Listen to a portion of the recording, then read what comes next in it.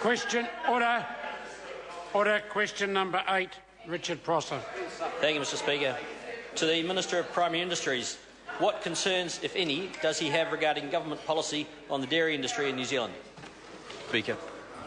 Honourable Tim Groser. Mr Speaker, on behalf of the Minister of Primary Industry, I have every confidence that the policies of this government will provide an excellent future for our #1 export industry.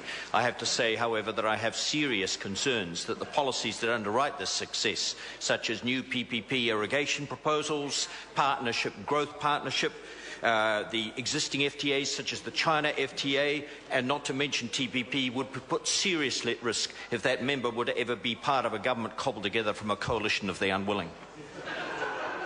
Supplementary, Mr Speaker. Order. Supplementary question. Richard Prosser. Thank you, Mr Speaker. Is he concerned that vast tracts of New Zealand farmland, including dairy country, are being accumulated by foreign buyers, despite a government directive from the Deputy Prime Minister to Land Information New Zealand in 2010, noting concern over the aggregation by foreigners of large swathes of New Zealand farmland? Honourable Tim Groser. On behalf of the Minister of Finance, vast areas of our farmland are not in the hands of foreign ownership. This country's agricultural base was actually established by foreign ownership of land and is now standing at between 1% and 2%. Supplementary. Supplementary question. Order. Supplementary question. Richard Prosser. Thank you, Mr Speaker. Does he believe it is good for anything other than property prices that Shanghai Pingjin will soon own 29 farms across New Zealand, totalling over 12,000 hectares of our most productive irrigated dairy pasture?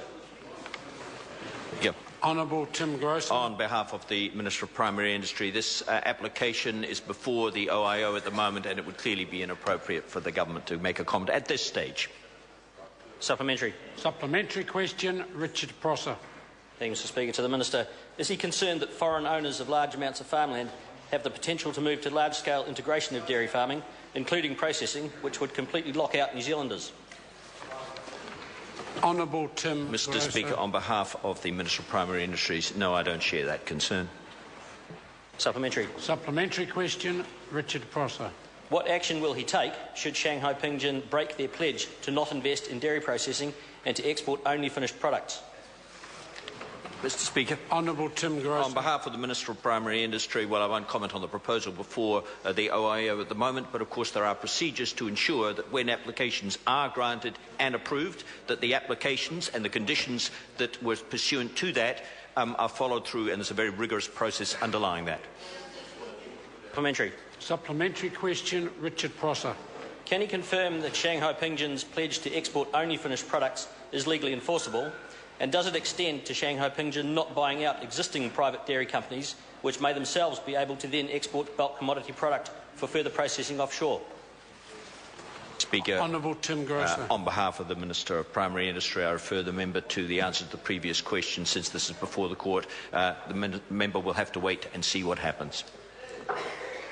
Question number 9, Dr Paul Hutchison. Thank you, Mr Speaker.